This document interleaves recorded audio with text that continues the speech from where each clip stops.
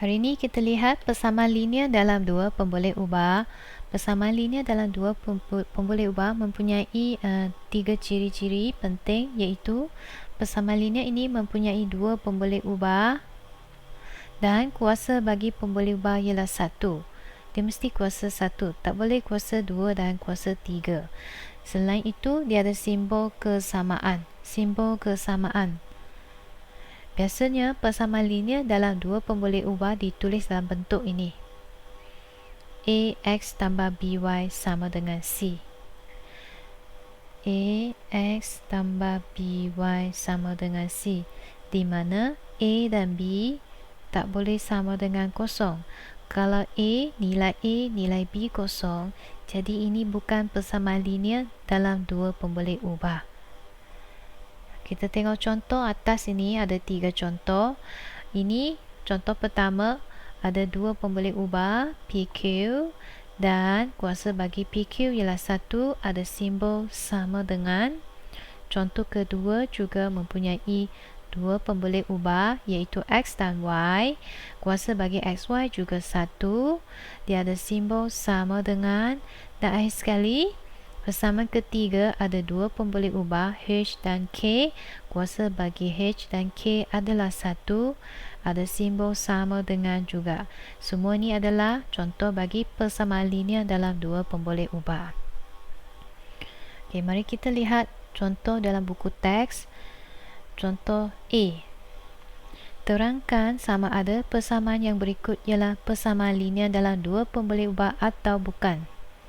So, A, ya, persamaan A adalah ini 3P tolak Q adalah persamaan linear dalam dua pemboleh ubah sebab ada dua pemboleh ubah P dan Q dan kuasa bagi PQ ialah 1 dan ada simbol sama dengan. Jadi jawapannya ya. B, okey, ini bukan persamaan linear sebab kuasa 2. X ini mempunyai kuasa 2.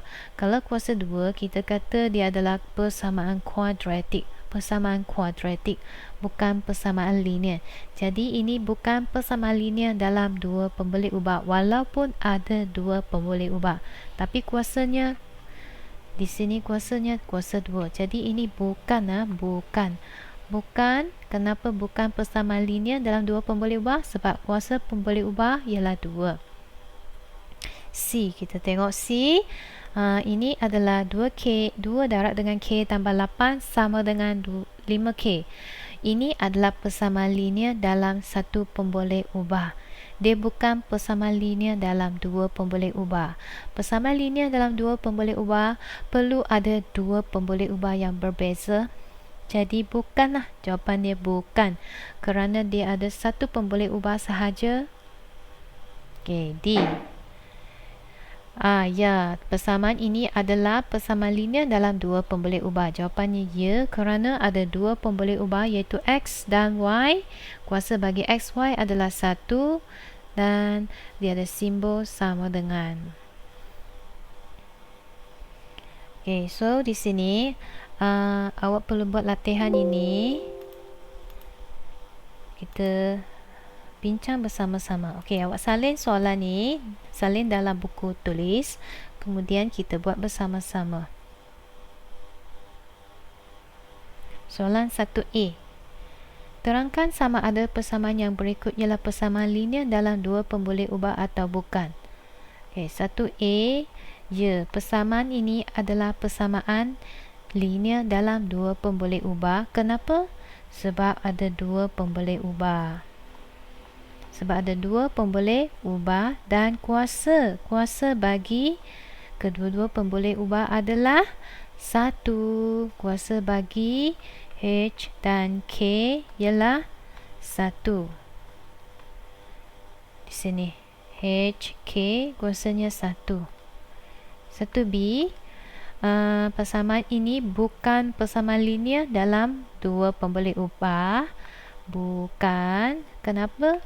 Sebab hanya ada satu pemboleh ubah.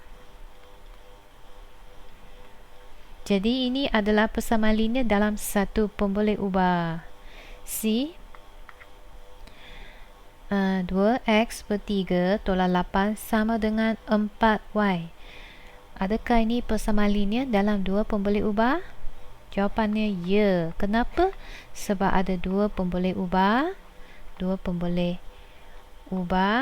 Dan kuasa bagi kedua-dua pemboleh ubah adalah 1. Kuasa bagi x dan y ialah 1. D.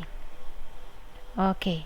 Awak nampak tak di sini ada kurungan? Kalau ada kurungan, kita perlu kembangkan. Kembangkan bermaksud kita kena buka kurungan, buang kurungan, hapuskan kurungan ini. Kalau nak kembangkan ataupun nak buang kurungan, nak kembangkannya, kamu perlu darabkan pi ke dalam kurungan, ataupun sebutan yang ada dalam kurungan perlu darab dengan pi. Contoh ni pi darab pi ialah pi kuasa 2. Lepas tu tambah 3 pi, 3 darab pi ialah 3pi sama dengan 2q. Jadi persamaan ini sebenarnya bukan persamaan linear dalam dua pemboleh ubah. Jika awak tak kembangkan, awak tak buka kurungan, awak akan dapat jawapan salah. Biasanya pelajar akan kata, oh cikgu, ini persamaan linear dalam dua pemboleh ubah. Saya nampak ada pemboleh ubah P dan pemboleh ubah Q. Tapi sebenarnya kamu tak semak. Kamu perlu kembangkan dan semak kuasa yang ada pada pemboleh ubah P. Kalau kamu kembangkan ataupun awak buka kurungan, awak akan nampak P ini mempunyai kuasa 2. Jadi dia bukan. Sebab apa? Sebab kuasa tertinggi bagi P ialah 2.